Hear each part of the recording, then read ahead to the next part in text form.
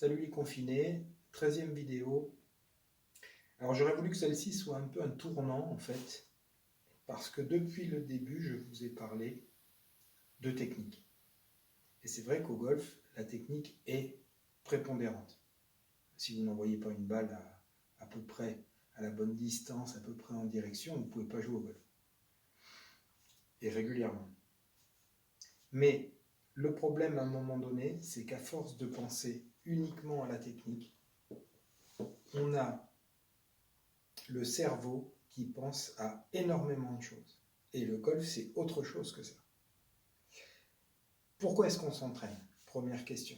Alors on s'entraîne pourquoi? Pour avoir finalement un geste qui soit assez répétitif pour que sur le parcours, on obtienne des résultats réguliers.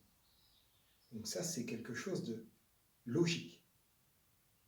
Pour ça, vous avez remarqué que depuis le début, je vous parle de technique et je vous dis ne confondons pas action, réaction, cause, conséquence.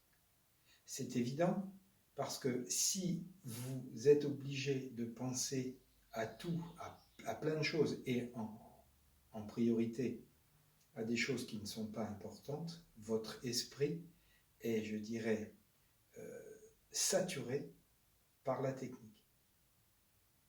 Et on oublie qu'en fait, les repères que vous devez avoir doivent être très peu nombreux, très simples, pour pouvoir, une fois qu'on est devant la balle, frapper de façon plutôt libérée et naturelle.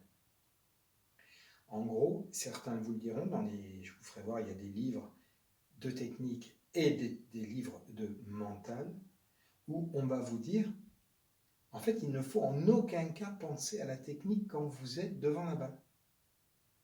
Alors ça peut paraître comme ça tentant, mais c'est délicat de réussir ce tour de force. Pourquoi? Parce qu'un golfeur, il pense toujours à son grip, à sa position, et il réfléchit beaucoup. Vous remarquez, imaginez, souvenez-vous que je vous ai parlé de, par exemple, je vous ai donné quelques exercices. Imaginons l'exercice du banc pour descendre le club correctement, et que vous ayez vraiment bien travaillé ça. Vous avez donc des repères qui sont assez simples, et même une image qui est simple quand vous le faites. Si ça se résume à ça, je dirais qu'on est déjà sur la bonne voie parce que vous ne pensez pas à beaucoup de choses. Maintenant, vous êtes sur un parcours. Alors vous avez vu, j'ai mis la balle. Bon, j'ai mis même une lumière, c'est pas terrible, mais enfin bon. La balle est là-bas. Et vous avez vu, cette fois, j'ai mis une barre, mais en travers. Alors vous allez me dire, pourquoi il l'a mise en travers? Parce qu'en fait, c'est une idée, je dirais, je vais vous faire voir de suite que je n'invente pas. C'est un bouquin que peut-être que certains connaissent. On le voit à l'envers, là, peut-être, mais chaque coup doit avoir un objectif. C'est deux dames qui l'ont écrite. Et c'est dans ce livre-là qu'on trouve quelque chose que vous connaissez parce qu'on l'a vu il n'y a pas très très longtemps sur la chaîne Golf, avec Sophie Giquel, l'ancienne joueuse professionnelle. Il disait, voilà, cette barre-là sépare l'espace en deux parties. Une partie, on va appeler l'espace réflexion, et cette partie, vous voyez où il y a la balle, qu'on appelle l'espace action. C'est simple comme principe.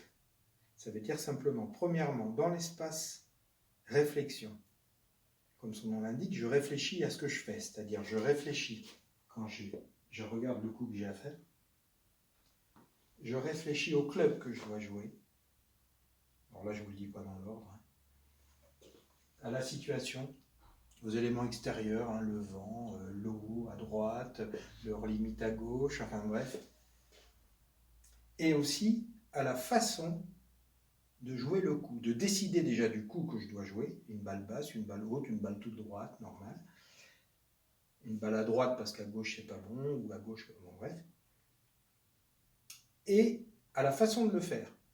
C'est-à-dire que je peux penser à la technique dans ce cas-là. Alors, bien sûr, pas faire la checklist technique, mais comme je me suis entraîné, à la limite, me remémorer l'exercice que je fais, par exemple, le banc, c'est pour ça que je parlais du banc tout à l'heure. Et j'ai choisi mon club, j'ai donc décidé, maintenant, ben, je vais jouer. Et dans ce cas-là, dès que j'ai passé cet espace-là, je suis dans l'espace action, je ne dois plus penser à rien. À rien dans le sens où je ne dois plus penser à tous les facteurs que j'ai mis en place ici. Donc, une fois que j'ai passé là, à quoi je pense? Je pense à m'aligner, c'est-à-dire à mettre en place ma routine de placement. Je pense peut-être à faire quelques mouvements d'essai. Et puis je pense à visualiser le coup. À ne jamais penser à rater, au négatif, à l'échec. Pensez au coup, visualisez le coup. Donc s'aligner, visualiser et déclencher. Si, et ça on le dit, et tous les pros le disent, si vous êtes ici et que tout d'un coup vous pensez à quelque chose trop technique ou négatif, c'est-à-dire il y a de l'eau à droite, hop, on ressort de l'espace action, on se met dans son espace réflexion, on refait un petit peu cette routine, alors on fait en sorte de ne pas aller trop lentement, puisque le jeu lent est la gangrène du golf, et une fois que je suis là, j'y vais. Alors je ne dis pas qu'il faut se précipiter, mais je dis qu'il ne faut pas être lent, il faut se dire, j'ai tout décidé, j'y vais, hop, je me mets en place, je regarde, je visualise un petit peu mon coup, et j'exécute mon coup de façon volontaire, et je vais jusqu'au bout. Ça, c'est un truc qui est fondamental, qui paraît évident. Vous allez me dire, c'est évident ce qu'il nous dit. Mais oui, mais des fois, ça vaut le coup d'être dit. Espace réflexion, espace action. À l'entraînement, vous devez, bien sûr, travailler votre technique, travailler vos exercices, mais travailler aussi ce genre de choses. Un exercice qui est intéressant, que tous les pros font ou ont fait à un moment donné, c'est de jouer comme si vous jouiez sur un parcours. Commencez par un driver, donc prendre votre club. Sur le practice, vous fixez un fairway entre deux drapeaux, voilà, et vous y allez. Vous prenez votre driver, vous enlevez le capuchon, il vaut mieux. Vous réfléchissez, vous dites tiens, je vais la jouer. Alors les meilleurs vont dire je vais la jouer comme ça, d'un côté, de l'autre. Les autres vont dire ben moi, je vise le milieu du fairway. Hop, j'ai décidé, je me place. Une fois que je me place, je me mets en place, je fais mes petits mouvements habituels, je tape, je vais jusqu'au bout, je remets le truc dans le... Ouais, vous avez compris. Au deuxième coup, si je joue un hybride en général, je prends un hybride. Et pareil, j'imagine le coup à faire. Tiens, c'est plutôt vers la droite, plutôt vers la gauche. Et hop, je joue et je repasse dans l'espace action. Et ainsi de suite, jusqu'à l'approche. Et bien sûr, au pratique, vous ne faites pas de petit. Mais l'intérêt de ce truc-là, c'est qu'à chaque fois, au lieu de répéter des coups, ce que vous ne faites pas sur un parcours, là, vous êtes plus dans une condition de parcours et vous avez votre espace. Alors, vous pouvez très bien mettre un truc en travers, un morceau à piquer, et puis vous faites ça.